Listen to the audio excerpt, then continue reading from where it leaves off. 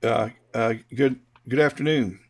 Um, it's good afternoon in Spartanburg, South Carolina, uh, on May the 3rd. Um, I wanted to show you how I colorize my solar images and using either Photoshop or PixInsight or Lightroom. And so it's really all you need is a tool in a photo editing software called Curves, and it's very simple to do. So let's tackle that very quickly. Let me move you over to screen share and bring up, let's try Photoshop first. And let me just get rid of this image. And I'm going to bring up open, and let's bring up a solar image. Anyone will work. And the very first thing that you do, if you have a color camera, you do not need to worry about it. But if you're shooting a mono camera, you do. And that is to go up to Image, Mode, and click on RGB. Now, this is already converted, and I use a mono camera. And the reason why it's already converted is because when I use auto stackered, and I don't think I showed that when I went through my processes, but when I use auto stackered, then one of the things that I'll do is I'll go up to color and I will select force, Bayer, or RGB. Now you could pick any one of those. Just don't pick RGB because you'll get a blank screen. But if you'll select force, Bayer, or RGB, it will automatically convert when you batch your images. All of them will be batched as an RGB image. So, and I meant to mention that when I did the video, but I didn't. So I'm mentioning it now, which means you have to watch both videos. And if you haven't watched this video, you wouldn't know. So I may redo that video. But at any rate, let's head back to Photoshop.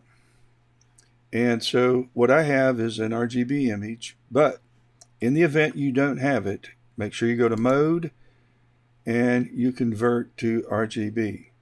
Also, I've already changed this to 8 bits. If you want to save this as a TIFF file, you can keep it at 16 or 32 bits. But if you have a 16-bit image, you can't save to a JPEG. Or you can change to a PSD, a TIFF, a PDF, but you can't change to a JPEG. So just a note. Now, how do you colorize? You do it one of two ways, but you need curves. First thing I like to do, let me get rid of this brush tool.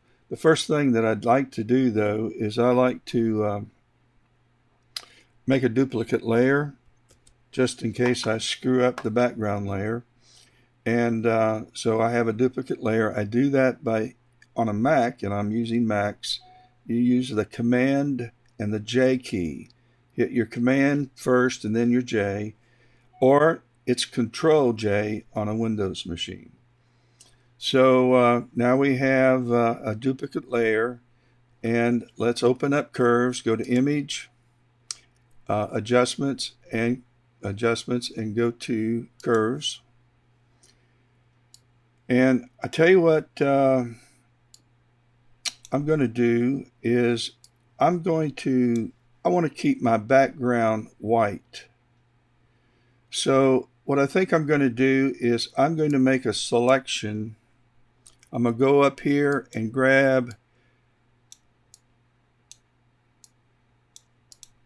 let me get rid of this. It's not going to work with curves open. I'm going to go up here and grab the quick selection tool, not the magic wand. And then I'm going to make sure my brush is a little, or my cursor's use my bracket key a little larger, about that size, and I'm just going to drag it until it fills in this area. I could have done that on the sun. I'm going to now invert it. I'm going to go to select, invert it. So now it's filled the sun only. So what I want to do is colorize it. So I'm going to now bring up my curves layer, my curves adjustment, and we're going to go to the red channel, and we're going to drag that up, and then we're going to go to the blue channel. We're going to drag that down, and we're going to go to the, that was green, and blue channel, and drag our blue channel and drag that down. And you just start tweaking these curves, going back and forth between the red and you just start tweaking it until you get it the way you like it, and then cancel it.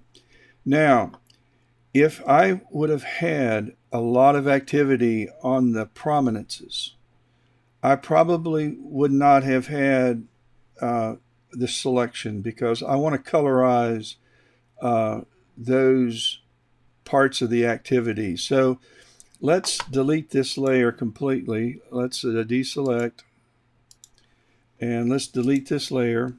Let's create a duplicate layer. We'll do it another way. Let's go down here where we have a circle. It's about in the middle of your options at the very bottom right. It's a circle that's half filled. Click on that, and it brings up your adjustment layers, and we're going to activate curves.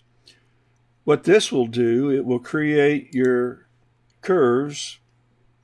Let me get rid of these. You'll create your curves adjustment histogram, but it'll also add an adjustment mask, a mask where you can brush in or brush out the changes that you make. So I don't always do that, but you can. So let's make those adjustments again. We're going to go to red, and we're going to drag red up, and we're going to go to green and drag green down. Red's up, green and blue are down, and blue goes down, and until you get something you like. Now, you see it kind of gives a color cast based on your palette to the whole image. Since I have a mask, I could now go get my selection layer and color that in like that. So I select it in, I mean, not color it in, and then get my brush over here and make sure I'm painting with black, because we're going to conceal this, and then I could just quickly go over this thing with my brush and restore the original white color. That's another way you can do it. But at any rate, that's what we've got going on now. And so let's flatten this layer. And one other thing, this sometimes works and this sometimes doesn't work. Let me get rid of this selection. Deselect. You can use Command D or use your menus. And I'm going to go over to Edit and Sky Replacement. And I took a picture of Andromeda earlier this year, and so it's going to replace the sky with Andromeda. And I recently put this on, I think I put it on the Astrodon channel. What you will need to do, though, is get your brush, and you find my brush and make your bracket smaller, or your brush smaller, by your bracket key, and then kind of go across here and touch up the surface. You might even want to put your layer, your selection tool again in play, so that you can kind of get close, zoom in, get closer to it. And that's one way you can do it. But for the most part, I think you can even move this. No, I went up to the move tool. Let's see if I go You click on this layer. If I can go to the move tool and move, yeah. See, I can move my, that's the best way to do it, is to take your move tool and move in, and that'll kind of get rid of that line, although one's still there. At any rate, that's how you colorize and play around compositing with a different sky in the sky replacement tool using Photoshop. So let's just close out of this. And we're not going to save it. And let's head over to PixInsight. And let's open up a solar image. Let's go to Open. And another one of these.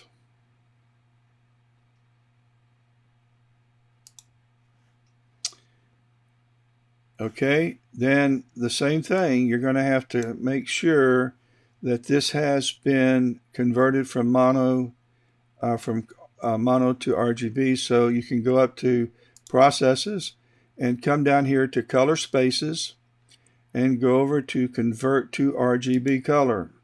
Well, it already is, so it's telling me there's no need. Then bring up Curves. I have it saved as a process icon. And what you would need to do is you would need to go to Processes. All Processes is the easiest way. And I am not even, what is it called? Let me bring it back up again. See what the name of it is. It's Curves Transformation. Okay. So what we're going to do is go to Process, All Processes, and we're going to go down to Curves Transformation. There it is. And we're going to open that up. And this is a tool you'll use every time you use PixInsight. So it just makes sense that you save this process to your desktop and then create a litany of processes that you always use, so you don't have to go up here and hunt for them. And it's easy when you're done. You just go to Process and Process Icons, and you click on Save Process Icons, and you just save them to some place. And then when you start PixInsight the next time, open your process icons up, and that's what I do, and I get the same things each time. Sometimes I find a new process and I end up adding it to this collection. But here we go. We're back to the same identical issue. We're going to need to click on the R channel. Might as well bring up a preview and take the red slider, or the red, and move that up. We're going to take green, drag it down, blue, drag it down, and we're done. So that's how you colorize using PixInsight. You will go ahead and apply, close out your preview, and here is your colored image. Now I will show you how you can batch colorize all of your images using PixInsight, and it's a pretty cool thing to do using your image container, your process container, and your image container, where you put all your images, and your process container where you put all your processes, and then you just batch apply all of your processes to all the images in the container. Takes care of it like a snap. All right, and the last area where you can colorize if you use Lightroom is it's same thing. Now, what you can do in Lightroom, whether you have converted this to a color image or not, you can apply in Lightroom the curve settings, and it will colorize it, whether it's mono or RGB. So you don't have to look for a way to convert it. But when you export it, make sure that you'll pick an export. You're going to pick, if you pick a TIFF file, make sure that you use a RGB, or I would advise you to use sRGB in case you ever print it. Color Labs use sRGB for printing. It's not the largest color space. ProPhoto is.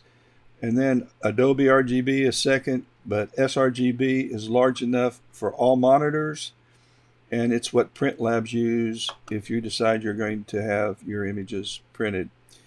So, but when you import, make sure you pick a color space, and it will export out as a color image. So we'll cancel that. Now, what I like about Lightroom, and I will import my time-lapse images in because for me, it's one of the fastest ways to blink through your images. And what you can do is just start making that trip. However, let's bring this over here.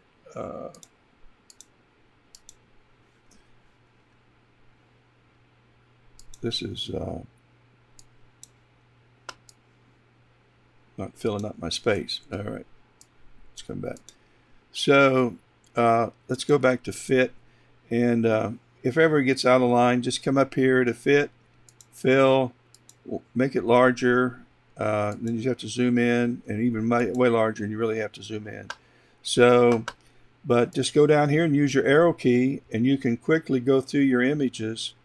And what I like to do, here's a real sharpen. What I like to do is I like to say, give it a rating, like a blue rating or a red rating. And then if you hit the 6 key, hang on. In my case, if you hit the 6 key, let's go back to these. And I'm going to hit the 6 key, you'll get a red bar around it. And you've added to the red collection an image. So you can go through here without deleting and just pick the ones you want by using numerical value. You can click 1, 2, 3, and there are collections for 1, 2, 3. There's collections for red, green, yellow, blue. So you could have multiple collections, and it's just a good way to pick the ones you want to keep. And so let's say that we went through this one and marked that one red, and that one red, and that one red, and that one red, and that one red. Then when you're finished, just click on red, and here are all your red ones. So let's colorize one. And let's say we want to colorize this image. So we're going to go down here to curves, and we're going to click on the red channel, and we're going to bring that up. Same story. We're going to click on the green, bring it down, and we're going to click on the blue. This is much more sensitive curve, and bring that down. Then if you want to do any cropping, you can do that in Lightroom. You could say make your crop that size. I'm not going to do that, so I'm going to reset that. And if you wanted to apply this to all of your images, then make sure that you have the image that you want to use as your application image selected, and then select the rest of them. Go over here to synchronize and synchronize everything, and it will colorize them all. So you can blink through your images in Lightroom. You can colorize your images in Lightroom. You can even apply some sharpening, but I always apply my sharpening, as you'll see, in IMPPG, and then when I import them into Lightroom after I have done the IMPPG sharpening, then I bring them into Lightroom for a final blink. And the ones that I choose to select are the ones that I align using IMPPG. But I'll sometimes add some additional sharpening in Photoshop, and just go down here in your edit palette, and you can do some noise reduction. You can put your little mask on here and preserve your detail. Set your radius just like you do with other sharpening tools, and then you can sync it to the rest of your images. So Command or Control D will deselect. Command or Control All will select them all. So just make sure that you have, this is a little brighter than this, and that's because it's going to copy all the values that you've created in this image to the rest of them. So folks, there you have it. Lightroom, and I'm assuming GIMP, Photoshop, and PixInsight, using curves, an easy way to colorize your images. I hope this helps and made some sense. I'll catch you guys later and have a great day.